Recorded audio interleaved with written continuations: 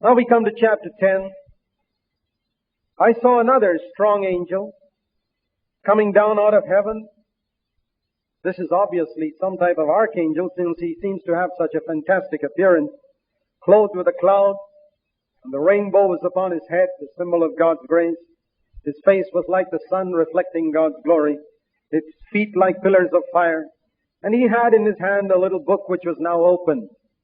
The book was sealed in chapter 5, but now all the 7 seals have been opened, and the book is open now.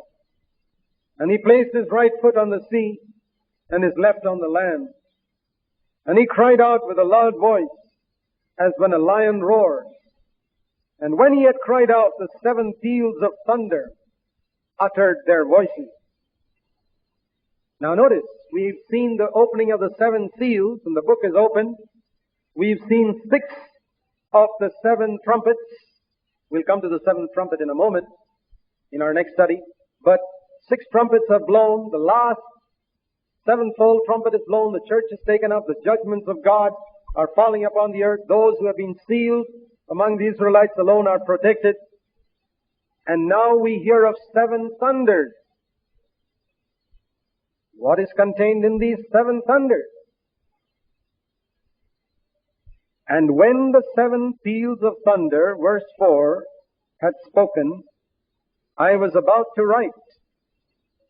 And I heard a voice from heaven saying, seal up the things which the 7 peals of thunder have spoken, and do not write them. That is something hidden.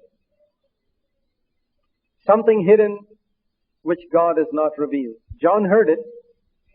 He knew what it was. And he was about to write it, and it would have become a part of the book of Revelation at this particular stage. But for some reason, God has hidden it. Now, I don't know what that is, and I don't want to try and speculate, but considering the 7 seals and the 7 trumpets and the 7 bowls of wrath that come later on in chapter 16, I certainly don't think it's anything very pleasant.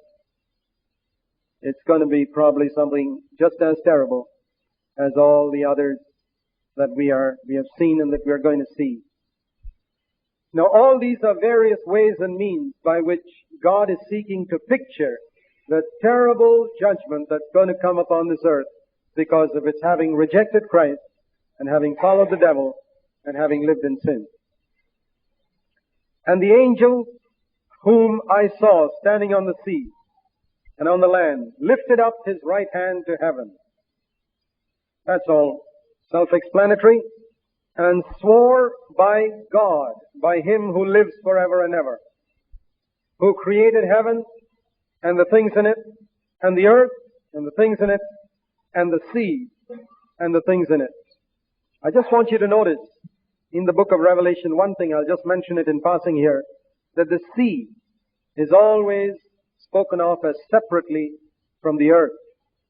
Heaven, we think heaven and earth. It says in Genesis 1:1, in the beginnings God created the heaven and the earth. The sea was not created in the beginning. The sea was created later during the 6 days in Genesis 1. And there's something connected with the sea which has to deal with evil spirits and demons, which we shall perhaps look into later when we come to another chapter. So I just want you to notice that here. The one who created heaven, the earth, and the sea, that there shall be no longer delay. God is going to do this work of judgment quickly. He's going to complete it quickly.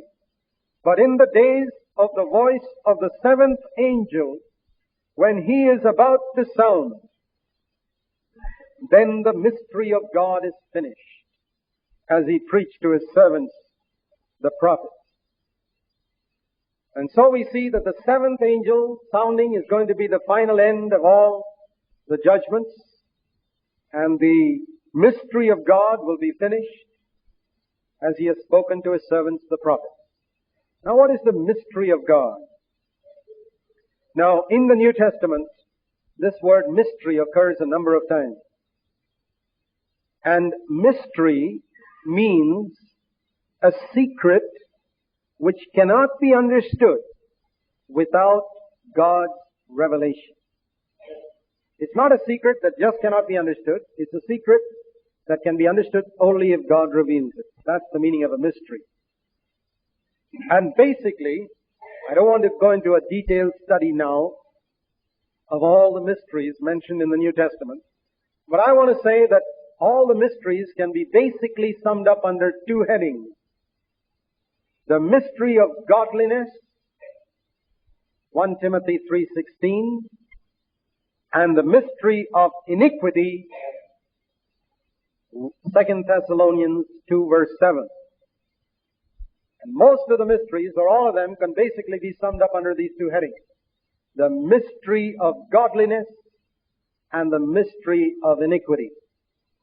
The mystery of godliness is the truth. The mystery of iniquity is the lie. I just want to explain those statements now. What is the mystery of godliness? Let's turn to 1 Timothy 3:16. Under the mystery of godliness, I want to subdivide it into three sections, A, B, and C. The mystery of godliness, three parts to it. First part, 1 Timothy 3:16.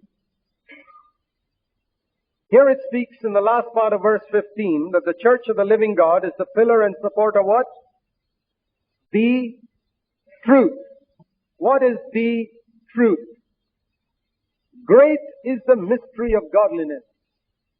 Christ was manifest in the flesh and was pure in his spirit,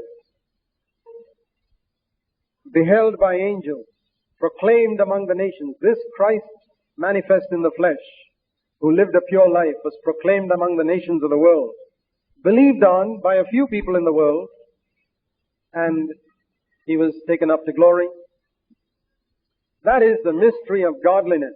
Basically, it means this, that even though you have a flesh, you need not sin. That's the message that comes through Jesus Christ coming in our flesh and yet being pure in his spirit. Even though you have a flesh, you need not sin. That is the truth. And the church, verse 15, is supposed to be a pillar to hold up this truth, but it has not held up this truth for many centuries. But now, once again in these last days, God is raising up the church in different parts of the world to hold up this truth. Christ has come in the flesh, and he's been pure in his spirit. We too can walk as he walked. Now, the second part of this mystery of godliness is in Ephesians 5. Notice here in 1 Timothy 3:16, it's called a great mystery. This is one of the great mysteries of Scripture. Ephesians 5:32, the second part of this mystery, is also called a great mystery. Ephesians 5:32, this mystery is great. Which mystery? Verse 31, the two becoming one flesh, the husband and wife becoming one flesh. This mystery is great, Ephesians 5:32, but I speak concerning Christ and the church.